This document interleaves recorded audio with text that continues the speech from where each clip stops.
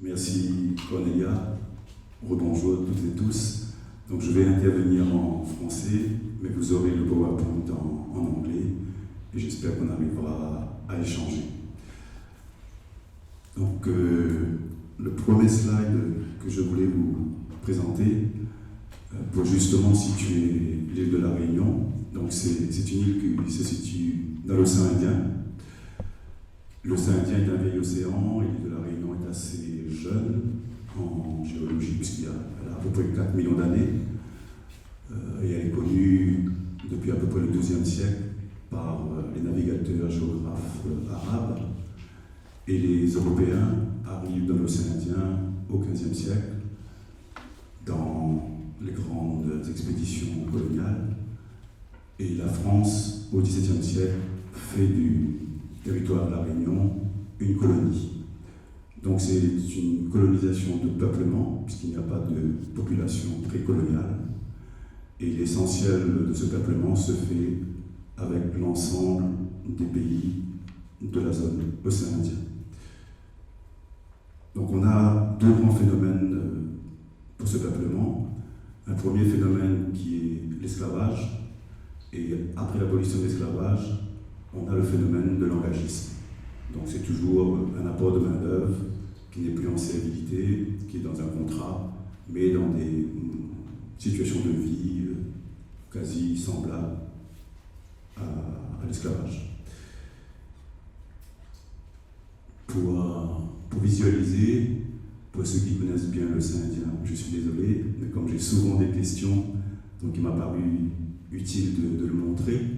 Donc la Réunion est ici, et c'est cet ensemble de pays qui est source du peuplement de la Réunion, et qui donne cette nouvelle société réunionnaise que les experts appellent les sociétés créoles, issues des processus de créolisation. J'ai fait ce détour puisque c'est intimement lié au musée que je vais vous présenter, à l'histoire du musée. Donc le conseil régional où je travaille gère 4 musées. Donc il y a un musée technique et industriel, le musée Stella Matutina. Il y a un musée des arts décoratifs de l'océan Indien, donc c'est le Madois, et 2 centres scientifiques, 2 centres d'interprétation scientifique. Un, le propos, c'est le volcan, puisqu'on a un volcan très actif, le piton de Fournaise, et les tortues marines.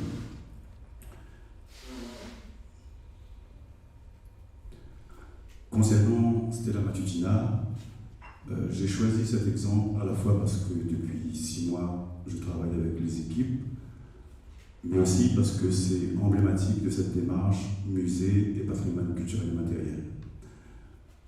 Stella Matutina était une usine, donc fabrication du sucre, qui démarre au début du 19e siècle. Donc c'est un très grand domaine. Il y a eu d'abord la production de café, des épices, mais très vite, ça a été spécialisé sur la canne à sucre. Et cette usine connaît un essor extraordinaire. C'est un des fleurons de l'industrie sucrière à La Réunion. Et dans les processus d'industrialisation, de mécanisation, de regroupement, de reconcentration, on est passé en gros au 19e siècle jusqu'à à peu près 300 usines. À aujourd'hui, il ne reste plus que 2 usines en activité. Et Stella Matutina donc, a fait partie des usines qui a été fermée en 1978. Une longue période d'errance où la friche, la friche industrielle, est là sans aucune perspective. Et finalement, la collectivité, le conseil régional, achète cette friche industrielle et décide d'en faire un musée. Donc ce sera avec un projet scientifique qui sent déjà la nécessité d'aller vers les populations, vers cette mémoire ouvrière. On est fin des années 80, donc début des années 90. Il y a toute la vague des écomusées qui a déjà produit des contenus et du sens. Mais dans la réalité, ce qui est plus facile, ça restera un musée extrêmement technique, extrêmement, on va dire, patrimoine culturel, machinerie, donc l'ensemble des systèmes, les moulins, les cuves, donc très peu de place, à part quelques exceptions, pour la partie déjà mémorielle elle-même et encore moins patrimoine culturel et matériel. Le musée connaît une déclinaison régulière et finalement très rapide, un manque de fréquentation, d'intérêt, le propos ne se renouvelle pas et en 2010, la région décide de fermer. Ce qu'il faut réhabiliter, il y a des problèmes de sécurité, des problèmes liés à l'amiante, et puis des problèmes tout simplement de fréquentation par les publics. Donc 5 ans de réhabilitation, et la réouverture se fait sur un nouveau propos scientifique et culturel, notamment cette volonté à nouveau affichée d'en faire un musée de société. Et cette volonté politique ne va pas tout de suite trouver un écho auprès des personnels du musée, et depuis donc 6 mois, quand même 5 ans après, 4 ans après, on a voulu vraiment mettre en œuvre cette politique. Et je suis à la jonction, donc à la fois au service de l'inventaire, au pôle muséo, et cette collaboration avec le musée. Donc, retravailler avec le territoire, puisque le grand territoire de Stella Matutina, que vous voyez une partie, est essentiellement constituée d'une population qui était justement ces engagés, et principalement ces engagés indiens, venus à La Réunion, donc on peut travailler sur les domaines de canne, de production cannière dans les usines. Donc retravailler cette population qui a amené avec elle des savoir-faire, qui a produit des nouvelles pratiques. Il y a des héritages qui sont là, mais qui n'entrent pas dans le musée. Il n'y a pas cette relation dynamique, active.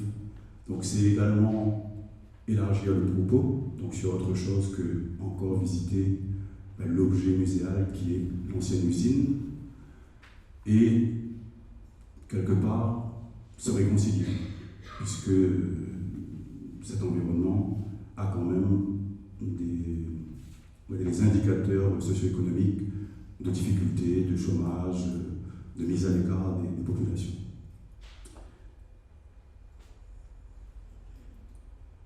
Donc, concrètement, pour mettre en œuvre cette perspective, je travaille donc avec les équipes sur un premier axe qui était de dire regardons les collections et regardons-les autrement, avec une autre perspective, puisque la collection était essentiellement constituée des machines et une kyrielle d'objets, mais qui était comme ça, mis dans un coin, sans véritable considération, d'où cette nécessité aussi de décoloniser le regard, puisqu'ils avaient eux-mêmes intégré une hiérarchisation des objets et de la valeur que l'on donne à ces objets. Les petits objets, ça semblait être insignifiant. Ils cherchaient toujours qu'est-ce qui est le plus démonstratif, le plus expansif, et créer les conditions pour avoir une implication, et donc pour le coup, à travers les objets, identifier des pratiques et des praticiens, et c'est sur cette base pouvoir rentrer en relation. C'est-à-dire qu'ils ne viennent pas juste au musée, mais ils ont quelque chose à proposer et c'est à travailler. Donc la connexion sur le territoire, là aussi c'est un axe qu'on a commencé à défricher, puisque les personnels ne sortent presque pas. Ils travaillent vraiment intramuros sur leur collection. Donc c'était les amener à sortir, à aller à la rencontre, à être dans une posture d'alerte et de regarder ce qui se passe, d'être à l'écoute et de comprendre ce que les gens font, qui est là mais qu'on ne regarde plus, qu'on ne voit plus.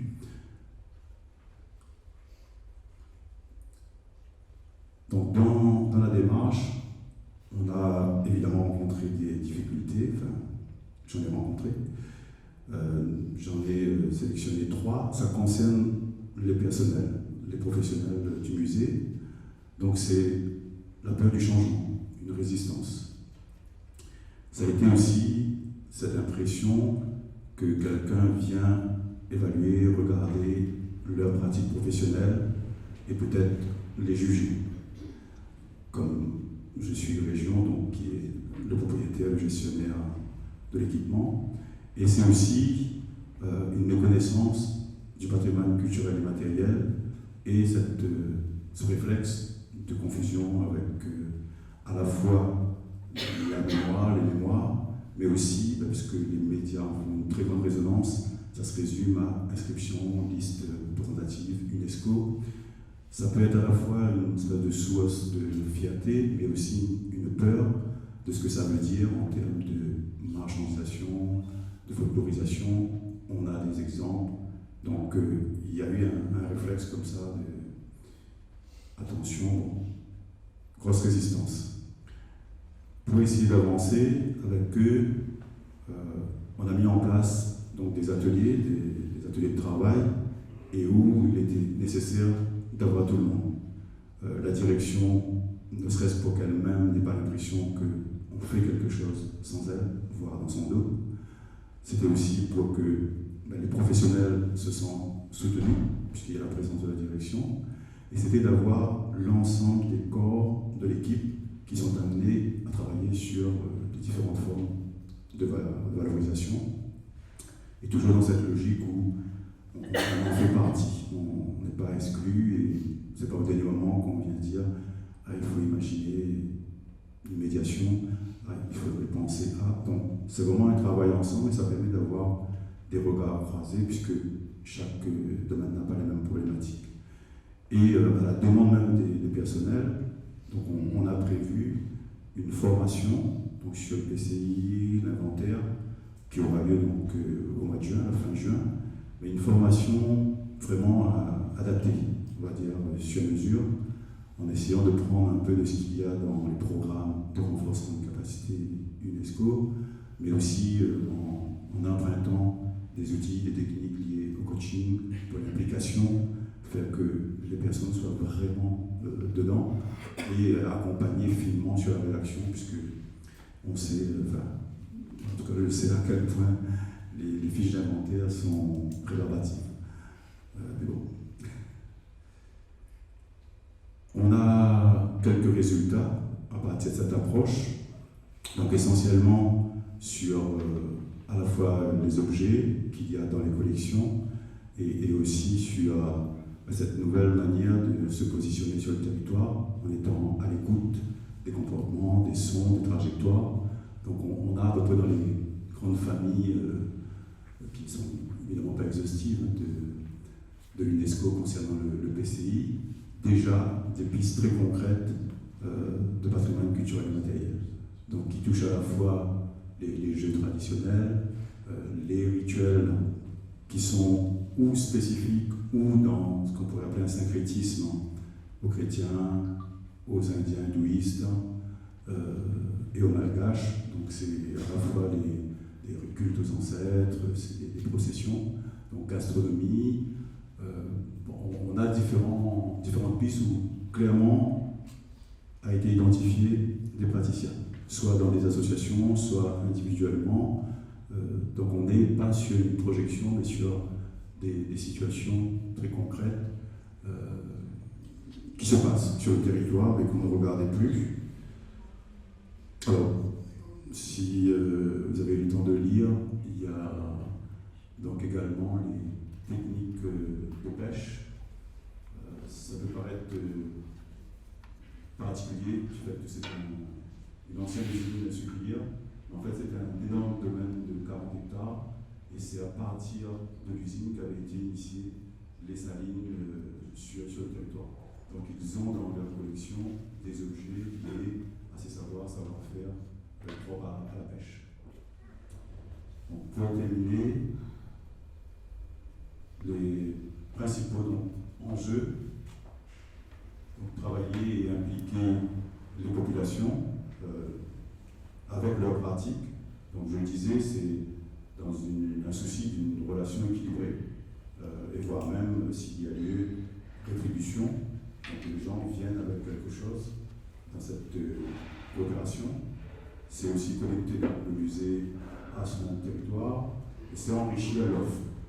C'est-à-dire que la perspective, c'est que le musée puisse offrir, que ce soit sous forme d'ateliers, que ce soit sous forme de performances, n'est autre chose que seulement visiter une ancienne usine avec l'ensemble de la chaîne de production. Donc ça c'est déjà pour vous dire merci de votre attention. Et comme on est à La Réunion, je voulais vraiment vous donner une petite touche d'un des éléments potentiels qu'il y a sur le territoire. Donc on va vous passer un petit bout de film. Donc on appelle Baltamoul, ou si on parle en hindi, peut-être de ce sanskrit, c'est le Naalgom. C'est un... Là, vous allez voir. Et puis après, ce sera peut-être un échange. Je vous remercie.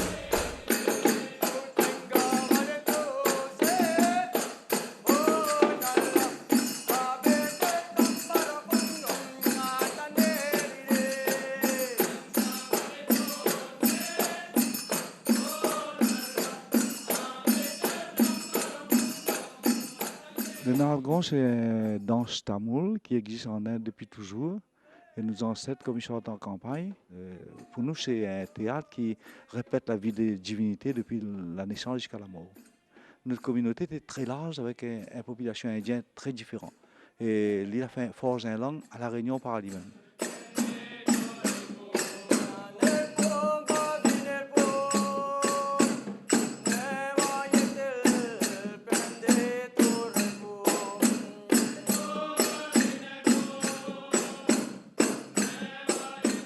Le prêtre, son travail, c'est essayer de convaincre la population pour rendre de son religion, en respectant la religion des autres, bien sûr.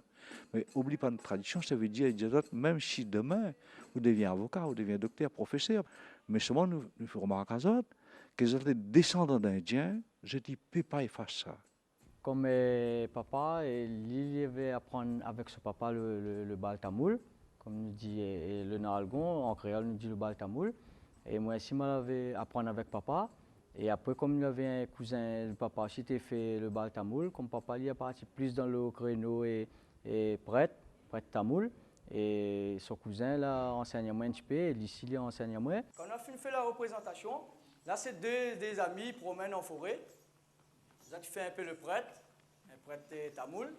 Et ils vont dans une forêt, il y a une roche, les tailler la forme de Ganesh, la tête de l'éléphant, la forme de Ganesh, la forme de Vinayagel. Nous, c'est un pays, nous, c'est pas une nation peut-être, mais c'est un pays, nous, c'est une manière de vivre. La Réunion, c'est un pays qui est à l'union. D'après la violence dans la religion, d'après la violence avec bonne nation, d'ailleurs, ou à Daniel Waro, les danses baltamoul avec nous, et les marches dans le fait, les transpercent son jour, les portent cavadji, les pratiquent la religion.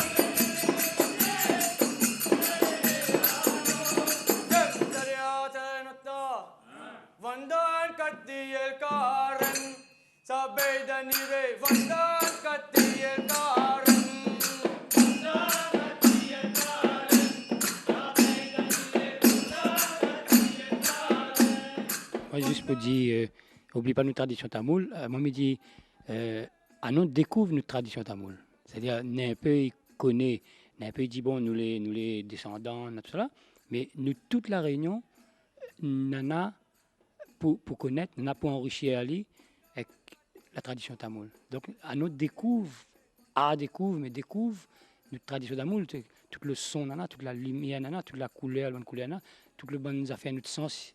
Et en temps, à nous rouvre nos yeux, à nous écoute et à nous regarde que ça en a autour de nous. Tout le monde ne connaît pas encore, ou il ne connaît pas trop. Et il verrouille, il déverrouille, il rouvre la porte, il rouvre les oreilles, et il écoute et partage ça. Enrichit à nous avec ça.